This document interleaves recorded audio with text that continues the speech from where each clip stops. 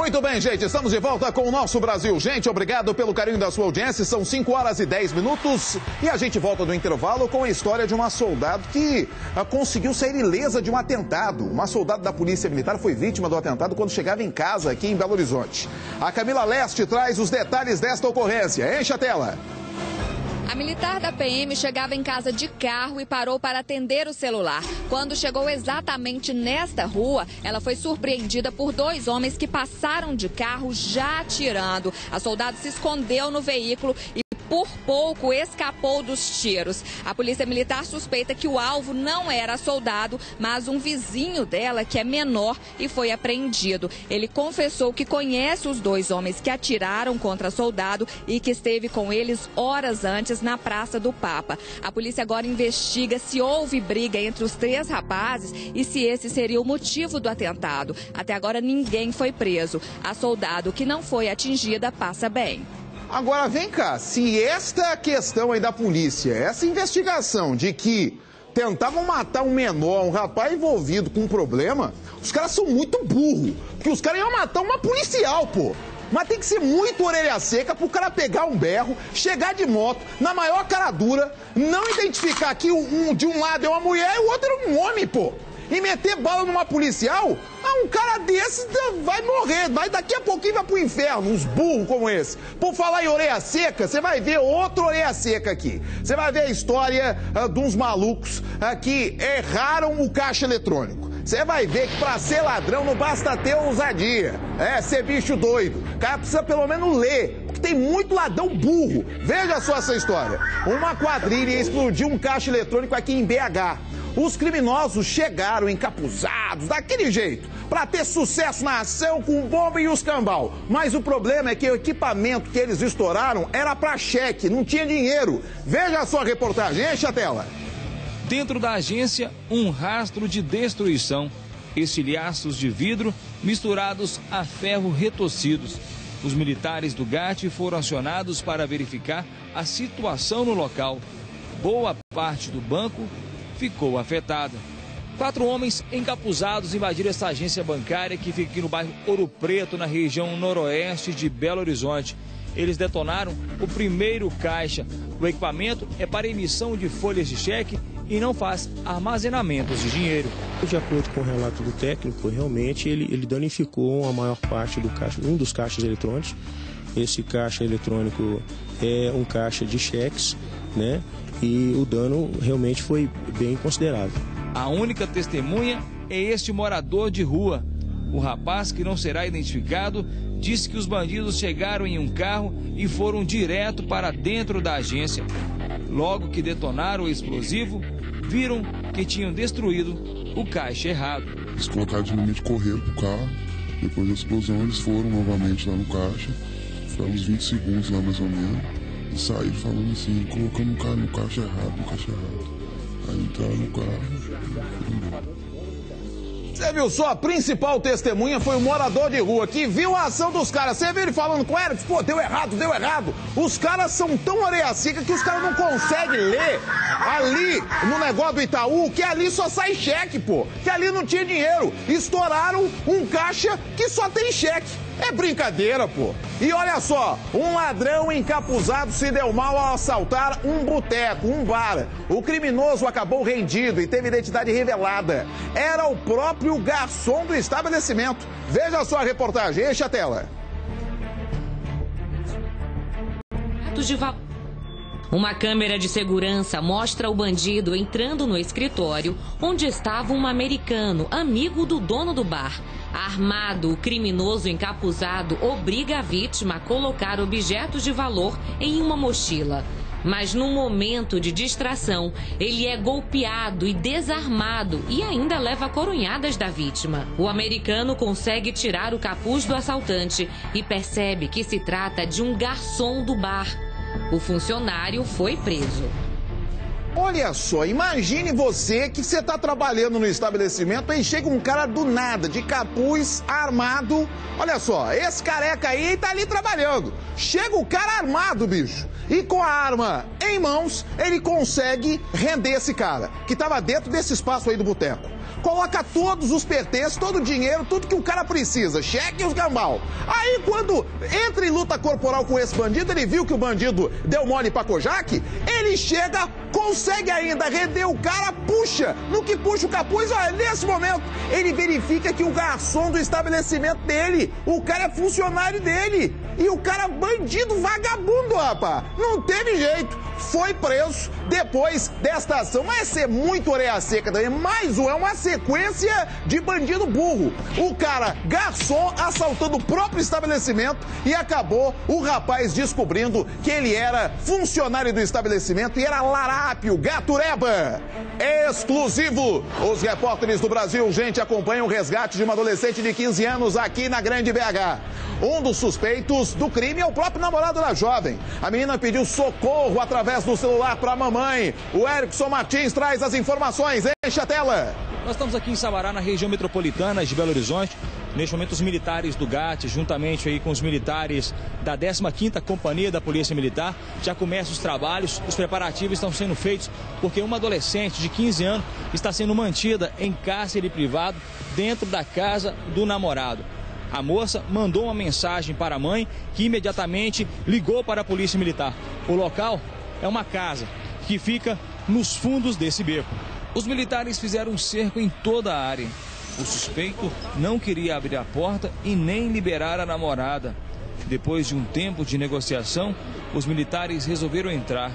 Em questão de minutos, o primeiro suspeito, irmão do autor, foi apreendido e a adolescente liberada. Aí, neste momento, os militares do GAT retiram ali o rapaz que estava mantendo a vítima em cárcere privado. A moça estava sendo mantida ali, elevada agora pelos militares do GAT. Assim que os militares entraram, o namorado da adolescente fugiu pelo telhado. Os militares começaram a entrar nas casas próximas ao local na tentativa de pegar o fugitivo. Neste momento vamos acompanhar aqui a entrada da Polícia Militar no local. Eles vão fazer uma varredura em todo o local onde a jovem foi mantida em cárcere privado. Vamos acompanhar aqui de perto o trabalho aqui dos policiais da 15ª Companhia e os militares do GAT. Vamos entrar aqui dentro da casa, esse barracão aqui, um local aqui bastante escondido. E os policiais começam agora a vasculhar todo o imóvel. E a equipe do Brasil, gente, vai junto com exclusividade, mostrando todo esse processo que foi feito aqui pelos militares. Aqui, olha só, a gente pode ver a porta que teve que ser derrubada pelos policiais, porque no momento em que eles perceberam que um dos suspeitos preparava para fugir, foi feito aí o adentramento dentro da residência. Nós realizamos a aproximação, conseguimos fazer uma entrada lenta, uma entrada que não provocou ruídos, tanto que nós os pegamos dentro da casa. Tentamos estabelecer uma parlamentação, só que aí, a partir do momento em que houve um sinal dentro do ambiente de que eles estariam fugindo, nós conseguimos entrar. Quando a gente fez a varredura, o vasculhamento aqui, nós vimos que ele seguiu por essa escada, subiu para uma laje e acessou um outro imóvel ao lado. A equipe, ela tem destreza nesse tipo de situação. Iniciaram a varredura com segurança, conseguiram chegar e prendê-lo numa propriedade próxima aqui. O namorado da vítima tentou fugir, mas os militares conseguiram fazer a apreensão do menor, que estava mantendo a namorada de 15 anos em cárcere privado. Você estava mantendo sua namorada lá em cárcere privado? Tem minha namorada em cárcere privado, não, ela é minha namorada. Você que mora ali? Não, mora eu e minha mãe. Você e sua mãe que mora ali? Eu e minha mãe. Aí ela chegou na sua casa, como é que foi o esquema? Quem é minha mãe? Sua namorada? Minha namorada chegou e ficou lá em casa, hein? Não, ela chegou lá em casa e ela quer morar lá em casa, não quer morar na casa da avó dela. Então, o que eu vou fazer? Eu não vou deixar a menina na rua, abracei a menina mesmo. E para chegar até o local Os policiais do GAT contaram com o apoio dos militares da 15ª Companhia aqui de Sabará. O local é de difícil acesso e foi preciso um conhecimento da área para poder chegar ao cativeiro. A partir desse princípio, começamos a vasculhar, fazer levantamento e fazer um rastreamento para tentar localizar o endereço correto do cativeiro.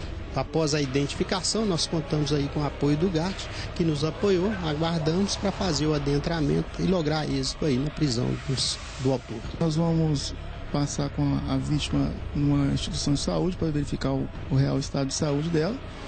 E quanto aos menores infratores, vão ser conduzidos até a presença da autoridade policial. A mãe da vítima disse que a filha estava fora de casa há mais de um dia e foi por telefone que ela pediu socorro. Ela ligou lá pra minha casa, prisão. Mas não falou nada, não. Só avisou que estava presa só. Então, pelo que você pôde acompanhar com exclusividade aí com o Erickson e a equipe da madrugada, o que aconteceu? A menina, há bastante tempo, então mais de 24 horas, estava fora de casa. E ela estava com esse namorado dentro dessa casa.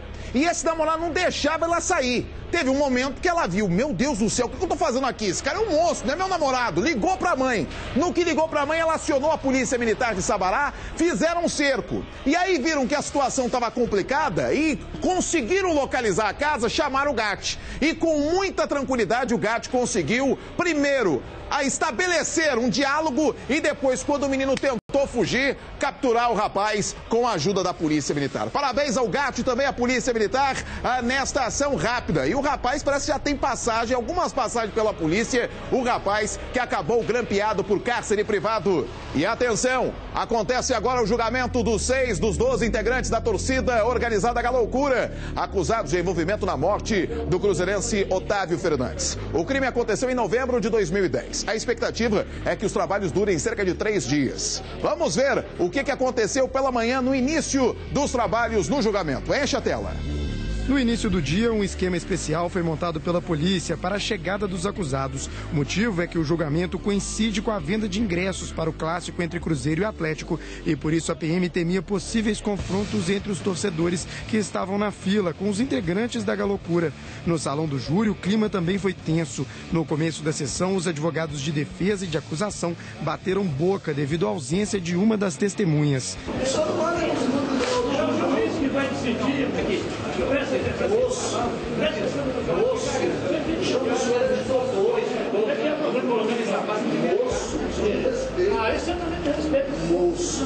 O promotor Francisco Santiago demonstrou otimismo quanto à condenação dos réus. Se eu denunciei, é porque eu tinha convicção, eu tinha provas no sentido de mostrar que eles são culpados pela morte de Otávio. O promotor vai utilizar as imagens do momento da confusão no dia 27 de novembro de 2010. Torcedores do Atlético aparecem espancando o cruzeirense Otávio Fernandes. Eles utilizam cavaletes de ferro e pedaços de pau para acertar a cabeça da vítima. Apesar da força das imagens, o advogado Dino Miraglia, que defende os réus, aposta na fraqueza das provas.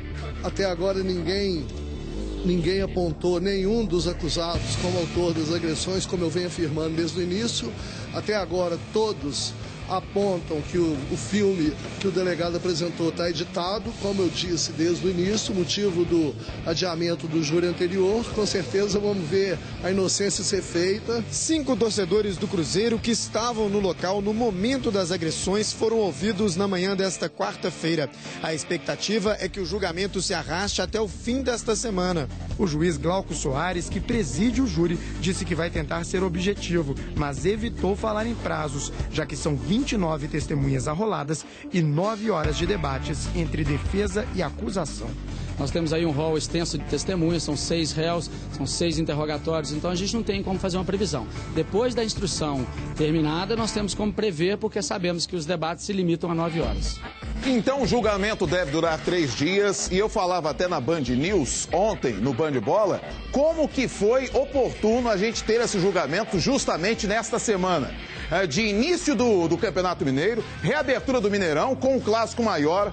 Cruzeiro e Atlético. Por quê? Pra gente dar um basta nisso, pô. Agora, desculpa o advogado, o senhor é um brincalhão. O senhor falar que essas imagens não representam nada. Pode estar editado, mas se então pegar a bruta, e eu já vi a bruta, os caras arregaçam o moleque até a morte, pô. O senhor é um brincalhão, pô. Com todo respeito ao senhor. Mas aí tem as imagens, a imagem não é burra. Mostra o momento em que eles matam o rapaz de tanta porrada, pisam nele, enfiam a placa na cabeça do moleque, arrebentam o moleque, bicho. E mais uma vez eu falo, é propício acontecer nesta semana para a gente parar com isso e que eles sejam condenados. E se acontecer outras tragédias como essa e outras agressões como essa, que os caras fiquem na cadeia, apodreçam na cadeia. Vem aí Copa do Mundo, tem aí o Campeonato Mineiro, um novo estádio. Tem que parar com isso, bicho. Sabe por quê? Jogador de futebol e dirigente tá milionário e os caras estão se matando, não tem um puto no bolso. Os caras não tem um puto no bolso, estão se matando igual o Zé Mané, morrendo, matando gente, chorando agora pela morte de um monte de gente, enquanto tá todo mundo rico com futebol e vocês aí. Tem um monte de gente na fila, um bando de ferrado na fila. Pra quê? Pra cambista agora vender o dinheiro, vender o ingresso, ganhar dinheiro. E vocês igual uns babaca, saindo na porrada por causa de futebol e os caras milionários e vocês igual uns babaca aí. São 5h25, agora a gente vai falar da tragédia lá de Santa Maria. E daqui a pouquinho eu vou trazer relato de um dos sobreviventes. O Túlio, que é mineiro, escreveu no Facebook algo muito interessante que pode auxiliar até mesmo nas investigações e auxiliar o delegado que comanda as investigações lá em Santa Maria. Olha só, a polícia confirmou que o sócio da Boate Kiss tentou se matar ontem à noite. O empresário está internado sob custódia em um hospital da cidade de Cruz Alta e teria usado a mangueira do chuveiro para tentar se enforcar. Ele foi algemado. Ih, rapaz, é impressionante. Mais uma informação, hein? As provas reunidas nos 3 dias de investigações apontam uma série de irregularidades na casa noturna. Nem precisava ter provas, estava na cara, escrito nas estrelas. Além da prisão decretada, os donos da boate onde a tragédia aconteceu tiveram os bens bloqueados pela justiça. Os dois já têm passagem pela polícia por agressão e estelionato. Vamos acompanhar a reportagem? Enche a tela.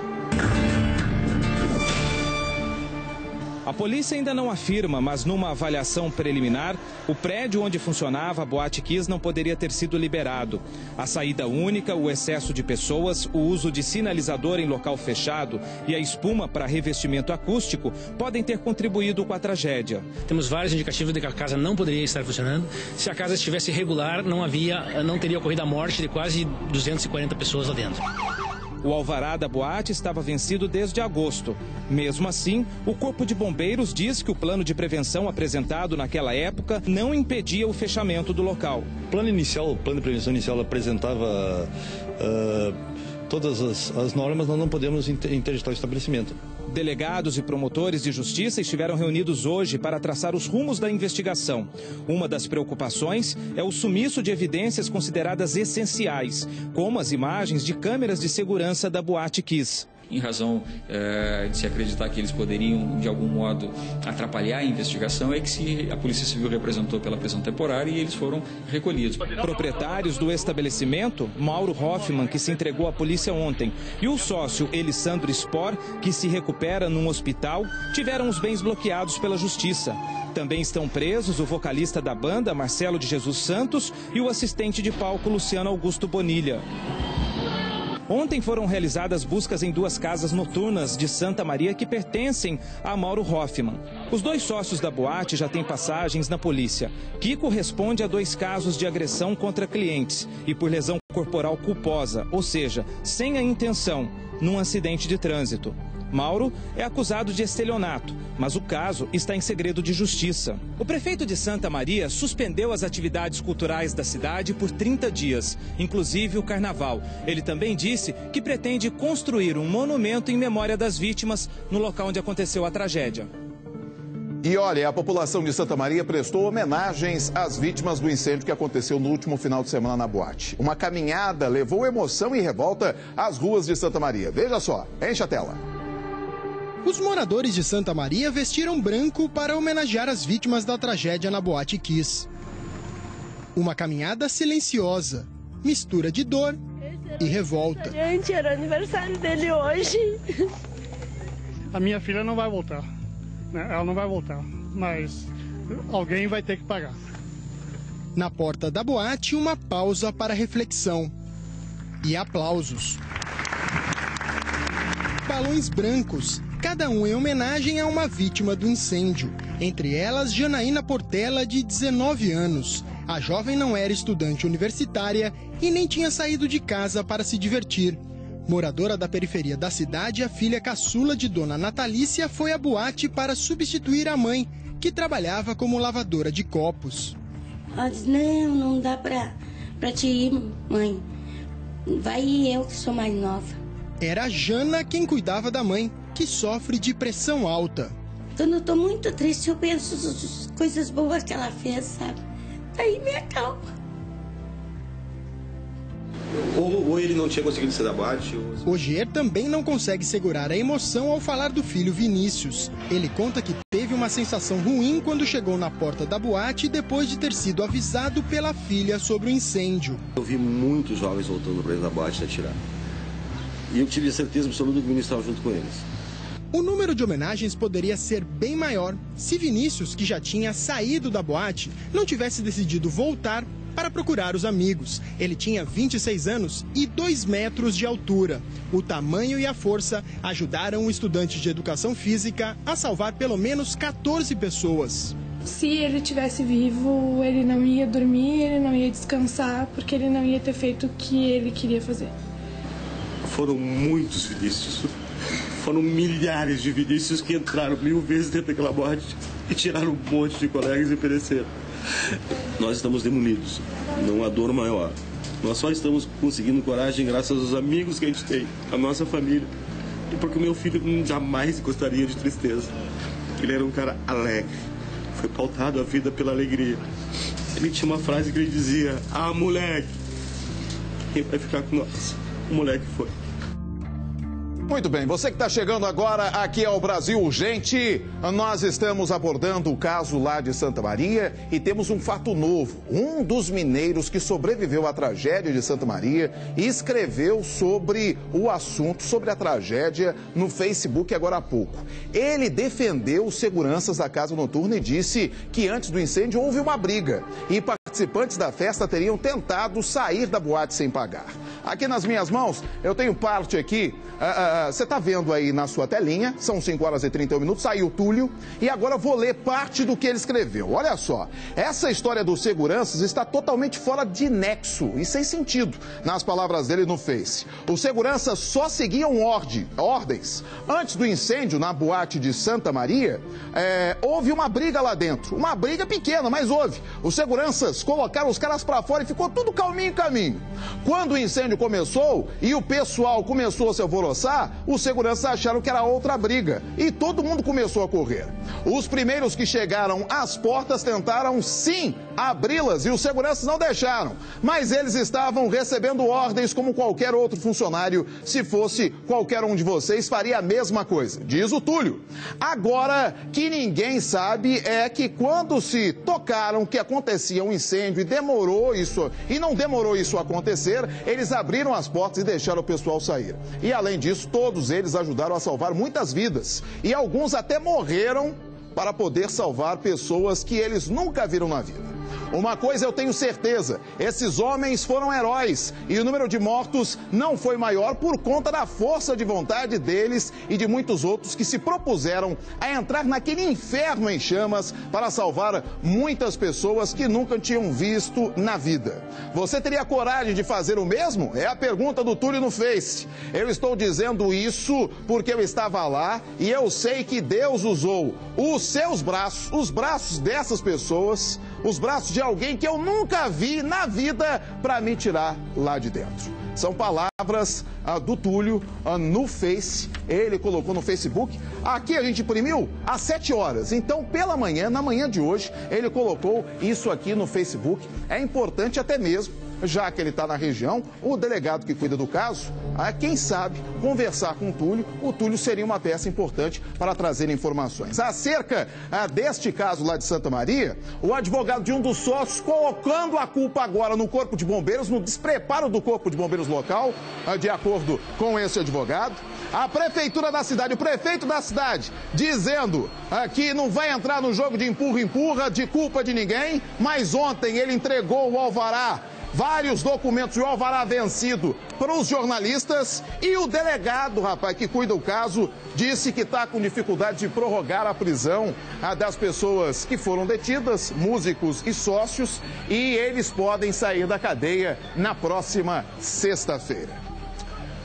São 5 horas e 34 minutos, 5h34, você está com o Brasil Gente. E atenção, hein? Uma quadrilha atacou uma mansão no bairro Mangabeiras, aqui em Belo Horizonte. Os criminosos fugiram, rapaz, levando 150 mil reais em joias. Vamos até a redação, que o Paulo Leite traz detalhes. Olá, Paulo Leite, boa tarde. Boa tarde, Amaro. Foi hoje por volta das 11h30, no finalzinho da manhã desta quarta-feira, que 4 homens armados invadiram uma mansão no bairro Mangabeiras, na região centro-sul de Belo Horizonte. A mansão é de um empresário da construção civil, de um empresário conhecido da construção civil.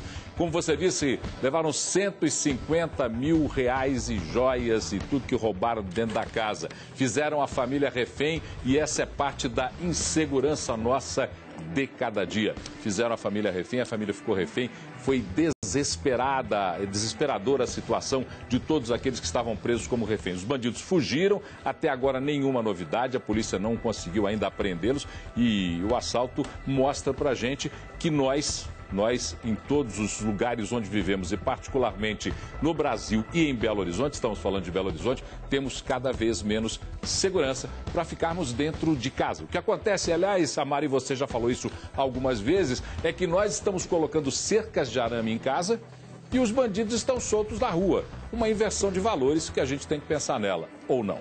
É isso mesmo. E agora a gente espera que essas imagens do vídeo monitoramento, né? Parece que a casa tinha imagens de vídeo monitoramento. E isso possa auxiliar a polícia a enquadrar os caras que fugiram com um Audi, um carro Audi que é da família, não é mesmo, Paulo? Um Audi A3 da família que foi roubado e eles colocaram tudo aquilo, o fruto do roubo, né? Colocaram dentro do Audi A3 e saíram com o Audi A3. Agora a procura da polícia é por esse carro, até agora nem o carro foi encontrado. Muito bem, obrigado, Paulo Leite, trazendo as informações direto da nossa redação. Já já você volta, tá bom? Grande abraço, Amaro. Valeu, daqui a pouquinho tem mais Paulo Leite e informações direto da nossa redação. Já já, um flagrante aqui no Brasil, gente. Olha só, uma quadrilha foi surpreendida quando tentava atacar uma concessionária de motos. Eles tentavam rebocar 2 motocicletas no valor de 50 mil reais cada uma. E os funcionários, rapaz, reagiram. Foram socos, empurrões, pontapé, abre a raia, isso pra tudo quanto é lado. Já já eu trago os detalhes pra você. Me dá um minuto que eu tenho um recado sensacional pra você. O recado é maravilhoso. Preste atenção, minha gente. Vamos falar de saúde? Quer melhorar de vida? Então você precisa conhecer o Colchão Oriental J2000. É ou não é, Ricardo? Só o Colchão Oriental J2000 possui benefícios que ajudam a prevenir diversos males. Ele é fabricado em várias camadas que acomodam bem os ombros e os quadris e distribui o peso do corpo sem deixar afundar a linha da cintura, aliviando assim todas as dores nas costas e até mesmo a hernia de disco. Ele possui também a vibromassagem, uma massagem por vibração altamente relaxante. São sensores eletrônicos instalados dentro do colchão, que através desse controle você aumenta ou diminui a intensidade e o tempo dessa massagem. Ah, meu amigo, isso é bom demais, hein? Essa vibromassagem é sensacional. Olha, as 30 primeiras pessoas que ligarem agora no 0800 038 2000 e adquirir o Colchão Oriental J2000 vão ganhar uma cama box e um lindo edredom. Então não perde tempo. 0800 038 2000. O telefone eu repito para você. 0800 038 2000. E olha só, os criminosos estão roubando pedreiras para levar explosivos e cometer ataques a caixas eletrônicos. Aqui em Minas, uma câmera flagrou a ação dos gaturebas. Veja só, enche a tela. Foi este o caminho que os bandidos usaram para entrar na pedreira Beira Rio. A tentativa de roubo a explosivos aconteceu às 11 horas da noite desta segunda-feira. As imagens feitas pela câmera de segurança mostram o momento exato em que os criminosos entraram no local onde acreditavam estar os explosivos. Mas ao perceberem que nada tinha, saíram tranquilamente. Logo em seguida, a Polícia Militar foi acionada pelos vigilantes da pedreira. 4 homens e uma mulher foram presos. Quando esse veículo evadiu da viatura, os militares também visualizaram que foram jogados para fora alguns materiais. os quais foram encontrados. E se tratava de uma touca ninja e um alicate, utilizada para cortar alambrado. Você vê, quando tem imagem de vídeo monitoramento ou alguém vigiando e bate o fio para a polícia, fica fácil da polícia chegar e pegar os caras. Agora, o grande problema é que a gente tem pedreiras que não tem vigilância, não tem câmera de vídeo monitoramento. Por isso os caras deitam o cabelo, pô. Por isso que você vê aí ação e mais ação de bandidos em caixas eletrônicos. Por isso que a gente precisa, o quanto antes, aqui, estas pedreiras consigam colocar vigilância direto e reto para auxiliar a polícia a atenuar tanto sofrimento assim, porque os caras estão explodindo caixa eletrônica a torto direito e quem perde é o povo, que com isso não terá esse serviço, não só no banco, como também em comércio em geral, né? 5h39, olha só, uma quadrilha de assaltantes levou socos e pontapés durante um roubo a uma loja de motos de luxo. Ao todo, 6 criminosos participaram da ação. Tudo foi flagrado por câmeras de vídeo monitoramento. Eles chegam em motocicletas, como você está vendo aí, e anunciam um assalto. Depois, tentam sair da loja rebocando 2 motos. Sabe quanto vale cada uma? 50 mil reais, é muito dinheiro. Eles foram surpreendidos. No momento da ação, eles foram surpreendidos pela reação dos funcionários, que contaram com a ajuda de mecânicos de um estabelecimento vizinho. Os criminosos levaram muitos socos, empurrões, pontapés e não conseguiram levar nada. A polícia agora tenta identificar os ladrões. Você vê só, rapaz, os caras chegam na maior cara dura e acham que vão levar a moto com muita tranquilidade, pô. No que chegaram no local, deixaram ali as motos, invadiram o local aonde que eles iam carregar as motos, você tá vendo aí imagens, eles começam a tomar porrada com gosto de gás. É rabo de arraia, supapo, pontapé. Olha só, o momento exato aqui os caras tentaram chegar junto e levar tudo embora nesta loja. E olha, 50 pau cada moto. Haja dinheiro, e que prejuízo teria essa loja de motos, não é mesmo? Já mais um flagrante. Uma cratera perto de uma obra engoliu 2 construções. É mole? Olha só, viu aí as imagens, bicho? Olha só as imagens. Daqui a pouquinho eu trago os detalhes pra você. É pra gente abrir o olho, com tudo desabando lá no São Bento, já desabou no Buritis, a gente tem que abrir o olho aqui também. Com um monte de construção irregular e um monte de buraco pra cima e pra baixo. Olha a cratera. Daqui a pouquinho os detalhes, hein? Mas agora você vai conhecer a história de um marmanjo que tomou todas, né? Bebeu, ficou virado no giraia. Achou que era macho pra valer. E pra variar, ele só é macho pra cima da mulher. Partiu pra cima da mulher. O marido, né, na mão do palhaço, voltava do boteco de madrugada e viu a mulher saindo pra trabalhar. Só que ele chegou tão tarde que ele pensou assim, pô, eu tô chegando em casa e a mulher tá saindo, pô, a mulher tá me botando bola nas costas, hein? Tá me colocando chifre. Ele foi atrás da mulher, chegou a ameaçar matar a mulher na porta do trabalho dela. Veja só a reportagem, enche a tela. Olha, você vê aí nas imagens o João Edson Albino Ribeiro sendo conduzido aí pelos policiais militares. A situação dele qual é?